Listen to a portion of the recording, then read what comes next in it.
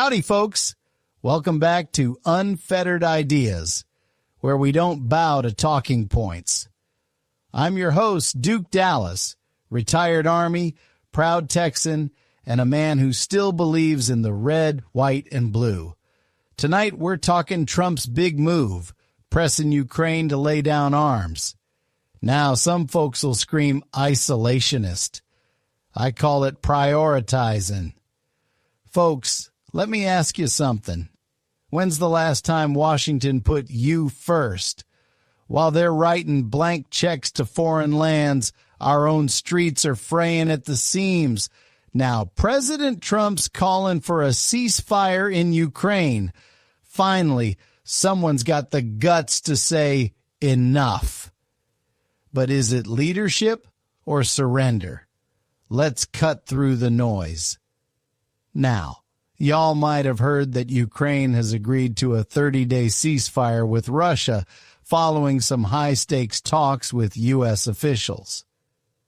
President Trump himself expressed hope that Russian President Vladimir Putin would agree to this ceasefire, marking potential progress toward ending the conflict that began back in 2022. Our commander-in-chief steps into the global arena, and suddenly there's talk of peace. Coincidence? I think not. This is the art of the deal on an international scale. President Trump's announcement wasn't just a tweet. It was a gut punch to the D.C. swamp. Ukraine must accept a ceasefire, he says. No more proxy wars, no more draining our coffers. Remember, I served alongside boys who bled in places they couldn't spell. Ain't no victory in endless wars. But hold on. Is this a win for peace or a gift to Putin? We're funding a country that can't crack down on its own corruption while our borders are free for all. Ever notice how globalists push for every crisis except the ones in our backyard? But let's not forget, folks, the road to peace is paved with vigilance. We gotta keep our eyes peeled and our powder dry. After all, trust but verify, as a wise man once said. Some folks out there might be wondering why we should care about what's happening over yonder. Well, let me tell you, when America speaks, the world listens. And when our president brokers peace, it's a win for freedom-loving people everywhere. So as we watch this ceasefire unfold, let's remember that peace is precious, but it's also fragile. We support our president's efforts, but we also stand ready to defend our values and our allies. Now, I want to share a little story from my days in the service. We were stationed overseas, keeping the peace in a land far from home. One night we got word of a ceasefire. Some of the fellas let their guard down, thinking the fight was over. But not old Duke. I knew that sometimes a ceasefire is just a chance for the enemy to reload. Sure enough, we were hit that night. But we stood our ground and came out stronger. The lesson? Stay vigilant, even in times of peace. Trump's America First ain't just a slogan, it's survival. Think about it. $100 billion to Ukraine? That's roads unbuilt here, veterans uncared for. And who's benefiting? Defense contractors, D.C. elites. Meanwhile, towns like mine? We're told to be resilient. Resilient, my ass. I'd rather see Detroit get a factory than Kyiv get a tank. We're losing ourselves trying to save everybody else.